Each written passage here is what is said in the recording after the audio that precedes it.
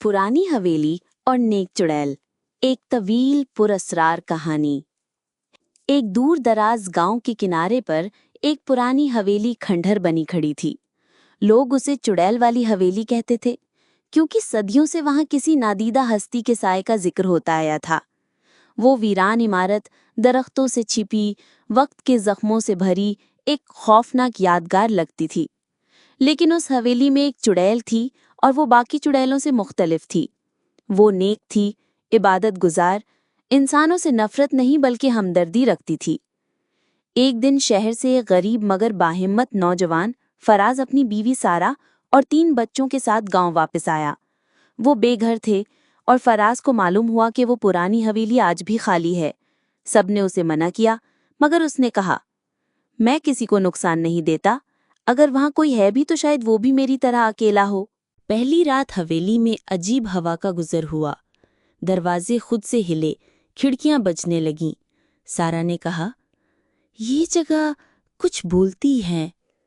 अगली रात जब सब सो रहे थे, फराज ने छत पर एक रोशनी देखी। एक सफेद लिबास वाली औरत जो चांदनी से ज्यादा चमक रही थी, वहां नमाज पढ़ रही थी। वो डर गया, लेकिन फिर वही औरत उसके ख्वाब में आई। उसने कहा, मैं एक नेक चुड़ैल हूँ। मैं उस वक्त की रहने वाली हूँ जब औरतों पर जुल्म होता था।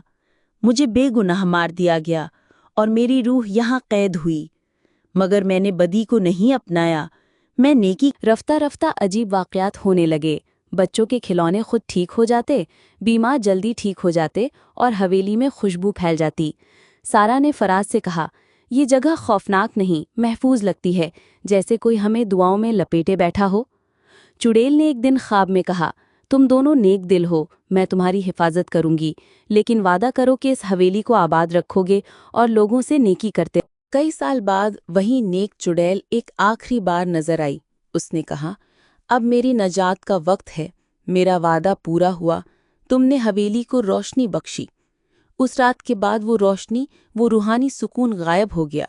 लेकिन जो लोग आते वो कहते, यहाँ कोई दुआ छुपी है जो दिल को सुकून देती है। कई साल बाद वही नेक चुड़ैल एक आखिरी बार नजर आई। उसने कहा, अब मेरी नजात का वक्त है। मेरा वादा पूरा हुआ। तुमने हवेली को रोशनी बख्शी। उस रात के बाद वो रोशनी, वो रूहानी सुकून गायब हो गया। लेकिन जो लोग आते वो कहते, यहाँ कोई दुआ छुपी है जो दिल को सुकून देती है। आज वो हवेली एक यतीम खाना और दर्सगाह है। फराज और सारा ने अपनी जिंदगी इंसानियत की खिदमत में गुजारी। लोग उस जगह को नेक चुड़ैल की हवेली के नाम से जानते हैं। ये कहानी सिखाती है कि हर चेहरा खौफनाक नहीं होता। नेकी हर सूरत में आ सकती है, हत्ता कि एक चुड़ैल